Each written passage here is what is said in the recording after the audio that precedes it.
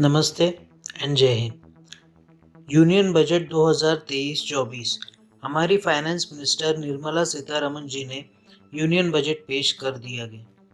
अब इस बजट में क्या है, आपके लिए क्या खास है, क्या आपको मिलने वाला है, क्या आपसे छीनने वाला है, क्या की पॉइंट्स है इस बजट के, क्या हाइलाइट्स है इस बजट के, इसी के बारे में आपसे बात करूंगा। आप बने रहिए, देखते रहिए एक्सपोजिंग स्टार विद शांतनु।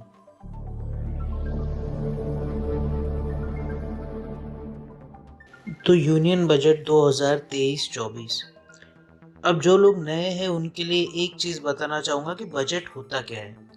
मान लीजिए कि आपके पिताजी या आपके घर में जो भी कमाता हो वो 10,000 रुपये कमा रहा है।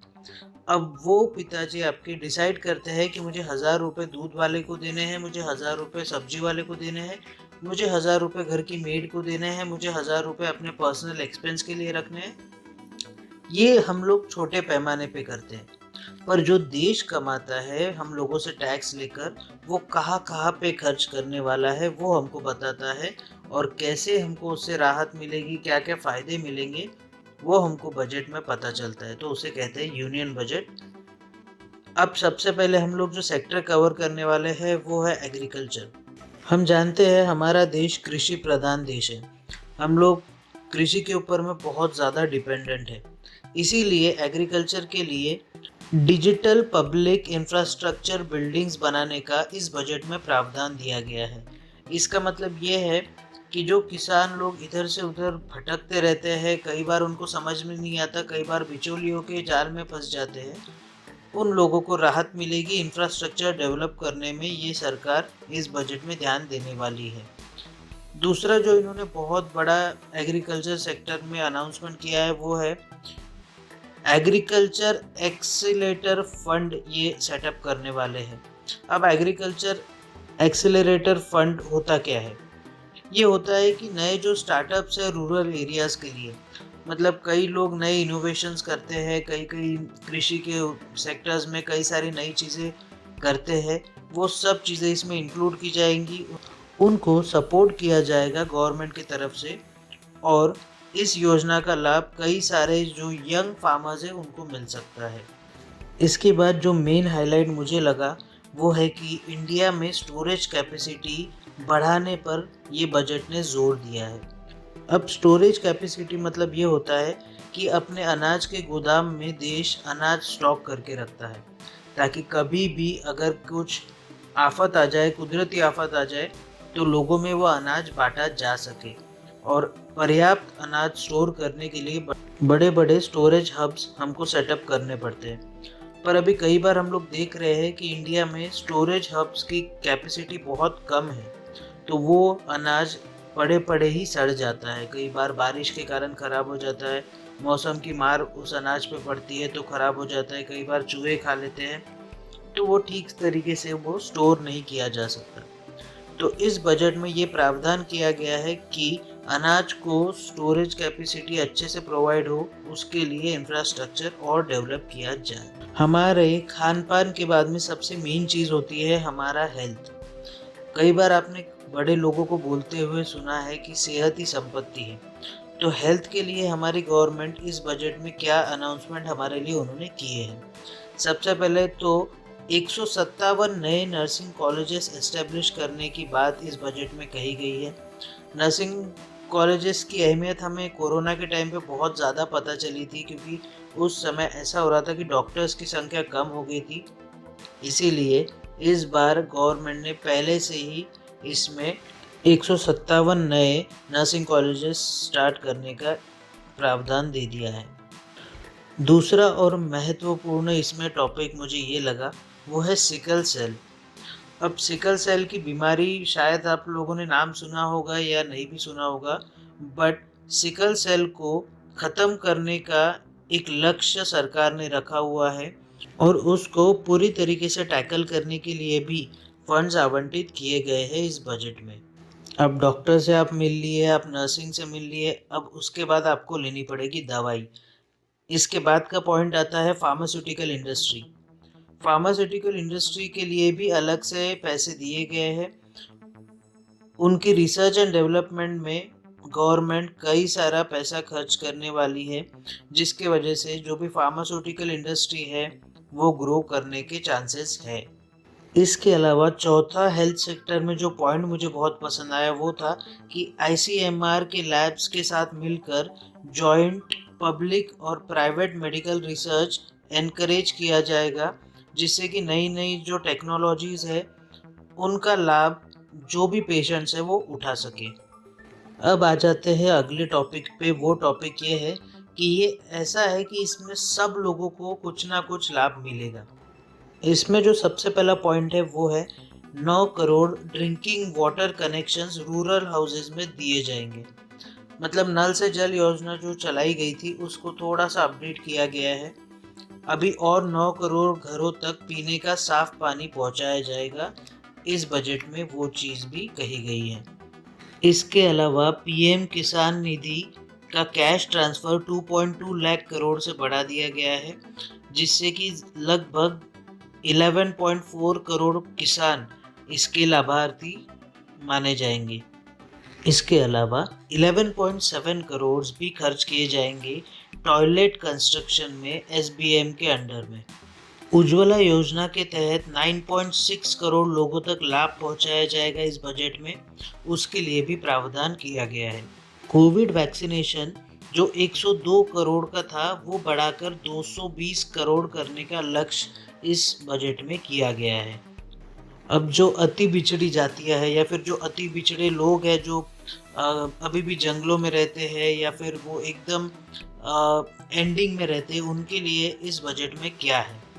प्रधानमंत्री विकास योजना फॉर डेवलपमेंट मिशन ये भी लॉन्च किया जाएगा जो निचले तबके के लोग हैं उनके लिए। इसके अलावा सूखा प्रभावित एरिया में माइक्रो इरिगेशन के द्वारा फाइनेंशियल असिस्टेंस भी प्रोवाइड किया जाएगा, उसके लिए भी कुछ अलग बजट इसमें आवंटित किया गया है। 740 एकलव्य स्कूल जो रूरल लोगों को पढ़ाते हैं, पिछले बजट में भी हमने बात की थी इसके बारे में, उसमें नए टीचर्स की भर्ती इस बार की जाएगी, उसके लिए भी फंड्स दिए गए हैं।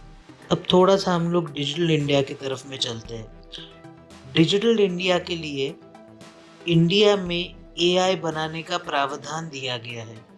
जी हाँ, जैसे कि आप लोग देखते हैं चैट जीपीटी हो गया, आज एआई के थ्रू आप कुछ भी कर सकते हैं। आप एआई को बोलिए कि मुझे आप स्क्रिप्ट लिख के दो तो वो आपको पूरी एक मूवी लिख के दे देगा। वैसे ही स्पेशलाइज्ड एआई सेंटर्स बनाए जाएंगे कुछ इंस्टीट्यूट्स में, जहाँ पे बच्चों को एआई के बारे में भी पढ़ाया जाएगा। इसके अलावा नेशनल डेटा गवर्नेंस पॉलिसी भी लाई गई है। इसका फ़ायदा ये होगा कि जितने भी स्टार्टअप्स है, जितने भी बिजनेस है, उनके लिए एक सेपरेट डेटाबेस बनाया जाएगा जो ऑनलाइन रहेगा और उस डेटाबेस के थ्रू उन लोगों को लोन्स वगैरह लेने में काफ़ी आसानी होगी। इसके बाद में बहुत बड़ा amount R&D research and development के लिए खर्च किया जाएगा लैब ग्रोन डायमंड्स के लिए। इससे हमारा इंपोर्ट पे असर पड़ेगा, मतलब हमारा एक्सपोर्ट बढ़ेगा, इंपोर्ट कम होगा, जिससे कि हमारे देश को आत्मनिर्भर बनने में और ज़्यादा फायदा होगा। इसके अलावा हम लोग देख रहे हैं कि दुनिया अभी 4G से धीरे धीरे 5G की तरफ शिफ्ट हो रही है, तो 5G के लिए लगभग 100 लैब सेटअप की जाएगी सर्विस बेस्ड एप्लीकेशन डेवलपमेंट के लिए। तो 5G को बढ़ावा देने के लिए ये एक बहुत अच्छा कदम इस सरकार ने अभी उठाया हुआ दिख रहा है। अब आते हैं थोड़ा सा अमृत पीढ़ी पे, जो कि हमारा यूथ है, जो कि यंग जनरेशन है, उनके लिए पीएम कौशल विकास योजना 4.0 लॉन्च कर दिया गया है। इसके मुताबिक आपको नए नए कोर्सेज देखने मिलेंगे, वो है artificial intelligence, robotics, 3D printing etcetera. ये सब कोर्सेज की आप डिप्लोमा डिग्री ये सब चीज़ें आप कर पाओगे, सीख पाओगे नई नई चीज़ें। उसके लिए गवर्नमेंट नए नए इनिशिएटिव्स लेने वाली है। इसके अलावा टूरिज़्म सेक्टर को बढ़ावा देने के लिए मिनिमम 50 डेस्टिनेशन ऐसे सिलेक्ट किए जाएंगे एक चैलेंज के थ्रू, जिससे कि फॉरेन टूरिस्ट अट्रैक्ट हो और जिससे कि लोकल टूरिस्ट भी अट्रैक्ट हो। ये एक कंप्लीट पैकेज रहेगा हमारे लिए, क्योंकि इससे आपको रोज़गार भी मिलेगा और आपकी सिटी का, स्टेट का या जो भी है उसका महत्व भी और ज़्यादा बढ़ जाएगा। अब ये एक चीज़ बहुत ज़रूरी है, मुझे बहुत पसंद आई थी। स्टेट्स को एनकरेज किया जाएगा कि आप यूनिटी मॉल सेटअप कीजिए। अब आप बोलेंगे हमारे यहाँ पे तो मॉल्स ऑलरेडी है, बट यूनिटी मॉल्स एक ऐसी कॉन्सेप्ट है जिससे कि आपके स्टेट में बनने वाली चीज़ें जैसे हैंडीक्राफ्ट्स, हैंडलूम्स, आर्टिफैक्ट्स, जो भी कोई चीज़ें हैं, वो सारी चीज़ें एक रूफ के अंदर में लाने का सरकार का प्लान है और उसके लिए सरकार इस बजट में प्रावधान कर चुकी है। अब आ जाते हैं सबका फेवरेट टॉपिक, पैसा। जी हाँ, फाइनेंस सेक्टर पे। फाइनेंस सेक्टर में महिलाओं के लिए महिला सम्मान बचत पात्रा के तहत वन टाइम आपको इन्वेस्टमेंट करने के लिए गवर्नमेंट 2 साल का समय देगी। आप 2 साल के लिए 2 लाख रुपए रोक सकते हैं। उसके बाद जो कुछ भी आपका आंकड़ा रहेगा, अभी तक गवर्नमेंट ने वो आंकड़ा स्पेसिफाई नहीं किया है, बट अप टू 2 लाख आप डिपॉजिट कर सकते हैं अपनी सेविंग्स में। इसके अलावा सीनियर सिटीजन्स जो है, जिनको पेंशन मिलती है या जिनका कोई इन्वेस्टमेंट होगा जिससे उनको पैसे आते हैं, उनके लिए डिपॉजिट का क्राइटेरिया 15 लाख से बढ़ाकर 30 लाख रुपए कर दिया गया है। तो उनको अभी 30 लाख रुपए डिपॉजिट करने पे कोई समस्या नहीं आएगी। इसके अलावा government central data processing system भी सेट करेगी। इसका मतलब ये है कि आपका पूरा डेटा एक सेंटर के थ्रू मैनेज किया जाएगा और उसी के थ्रू आपको लोन वगैरह सब चीज़ें बहुत इजीली मिल पाएगी। अब फिस्कल मैनेजमेंट में गवर्नमेंट क्या करने जा रही है? सबसे पहले तो गवर्नमेंट ने एक बहुत बड़ा ऐलान किया है, वो ये है कि 50 साल तक के इंटरेस्ट फ्री लोन देगी गवर्नमेंट सब स्टेट्स को और यूनियन टेरिटरीज को। मतलब वो अपने यहाँ पे डेवलपमेंट के लिए गवर्नमेंट से, सेंट्रल गवर्नमेंट से पैसे ले सकते हैं बिना लोन के इंटरेस्ट की चिंता किए 50 साल के लिए। ये एक बहुत बड़ा कदम है फाइनेंस मिनिस्टर के द्वारा। इसके अलावा गवर्नमेंट ने 2025-26 का लक्ष्य रखा है कि फिस्कल डेफिसिट बिलो 4.5% के नीचे आ जाए, मतलब 4.5% के नीचे फिस्कल डेफिसिट आ जाए। एक्सपोर्ट्स को बढ़ावा देने के लिए बहुत सी चीज़ें की है। एक्सपोर्ट्स को बढ़ावा देने के लिए इंडस्ट्रीज सेटअप की जाएगी, इंडस्ट्रीज को हेल्प किया जाएगा, उनको फंडिंग दी जाएगी जिससे कि एक्सपोर्ट्स को बढ़ावा मिले। इसके अलावा डोमेस्टिक मैन्युफैक्चरिंग को भी ज़्यादा से ज़्यादा बढ़ावा मिले, उसका भी प्रावधान किया गया है। उसके लिए गवर्नमेंट अलग अलग स्कीम्स लाई है। डोमेस्टिक मैन्युफैक्चरिंग करके विदेशों में उसको एक्सपोर्ट किया जाएगा जिससे कि इकोनॉमी को एक बहुत बड़ा बूस्ट मिलेगा। इंडियन इकोनॉमी हम लोग जानते हैं कि अभी फ़िलहाल बहुत अच्छे से परफॉर्म कर रही है, बट जब एक्सपोर्ट्स हाई होंगे और इंपोर्ट्स लो होंगे, उस वक्त इंडियन इकोनॉमी कुछ ज़्यादा ही बूम पे चलेगी। हम लोग जानते हैं कि धीरे धीरे दुनिया इलेक्ट्रिक व्हीकल्स पे जा रही है। अब इलेक्ट्रिक व्हीकल्स के लिए सबसे इम्पॉर्टेंट चीज़ है, वो है लिथियम आयन बैटरी। जी हाँ, लिथियम आयन बैटरी को इंडिया में ही मैन्युफैक्चर करने के लिए उनके ऊपर में कस्टम ड्यूटीज़ में फेरबदल किए गए हैं जिससे कि ग्रीन मोबिलिटी को बढ़ावा मिल सके और इंडिया इलेक्ट्रिक व्हीकल्स चलाने में, उनको यूज़ करने में बहुत ज़्यादा सहज रहे। इसके अलावा आपका मोबाइल फ़ोन भी सस्ता हो सकता है क्योंकि जो भी इंपोर्ट ड्यूटीज़ कैमरे के लेंस पे है, उनके कंपोनेंट्स पे है, वो कम कर दिए गए हैं। तो आने वाले समय में आपका मोबाइल फ़ोन, आपके टीवी, ये सब चीज़ें आपको रेट कम होते हुए दिखाई देने वाले हैं। अब केमिकल इंडस्ट्री के लिए एक बहुत फ़ायदेमंद चीज़ है डीनेचर्ड एथेनॉल अल्कोहल। इन लोगों ने इसमें भी इंपोर्ट ड्यूटी कम कर दी है, मतलब कस्टम ड्यूटी कम कर दी है। मरीन एक्सपोर्ट्स को बढ़ावा देने के लिए भी इस बजट में बहुत ज़्यादा प्रावधान है। मतलब जो लोग फिशिंग करते हैं, जो लोग मछुआरे हैं, उनके लिए भी राहत दी गई है। इसके अलावा जो आपका टैक्स स्लैब था उसमें बहुत बड़ा बदलाव कर दिया गया है।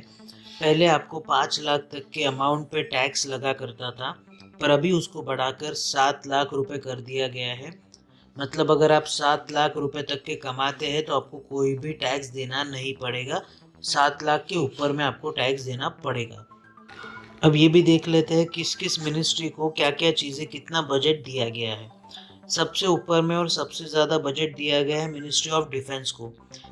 ये लगभग है 5.94 लाख करोड़ रुपीस।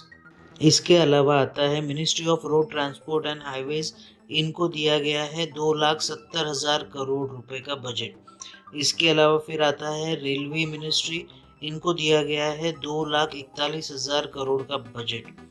इसके अलावा फिर आता है consumer affairs, food and public distribution ministry, इनको दिया गया है 2,06,000 करोड़ का बजट। इसके अलावा फिर आता है होम अफेयर्स मिनिस्ट्री, उनको दिया गया है 1,96,000 करोड़ का बजट। इसके अलावा ministry of chemicals and fertilizers को दिया गया है 1,78,000 करोड़ का budget. Ministry of rural development को दिया गया है 1.60 लाख करोड़ रुपीस का budget. Ministry of agriculture and farmers welfare को दिया गया है 1,25,000 करोड़ का बजट। मिनिस्ट्री ऑफ कम्युनिकेशन को दिया गया है 1,23,000 करोड़ का बजट। तो बजट में भर भर के सब मिनिस्ट्रीज को पैसे मिले हैं, जिसमें डिफेंस मिनिस्ट्री सबसे ऊपर है। गवर्नमेंट ने मेजरली सब सेक्टर्स के लोगों को इसमें इंक्लूड करने की कोशिश की गई है, पर फिर भी थोड़ा सा बजट में अगर मिडिल क्लास लोगों को या सैलरीड लोगों को कुछ और प्रावधान दे देते हैं, जो लोग ईमानदारी से पूरा टैक्स भरते हैं, जिनकी सैलरी अकाउंट में आती है, उनको अगर कुछ छूट दे देते या कुछ और प्रावधान उनके लिए कर देते तो शायद अच्छा होता। बट जितना बजट आया है वो वेल एंड गुड है। एक्सपोर्ट्स बढ़ाने की बात कर रहे हैं, इंपोर्ट्स कम करने की बात कर रहे हैं, मेड इन इंडिया इनिशिएटिव लेने की बात कर रहे हैं। बजट में गरीबों का ध्यान दिया गया है, बजट में आपकी बुनियादी ज़रूरतों का ध्यान दिया गया है। तो मेरे हिसाब से बजट बहुत अच्छा है।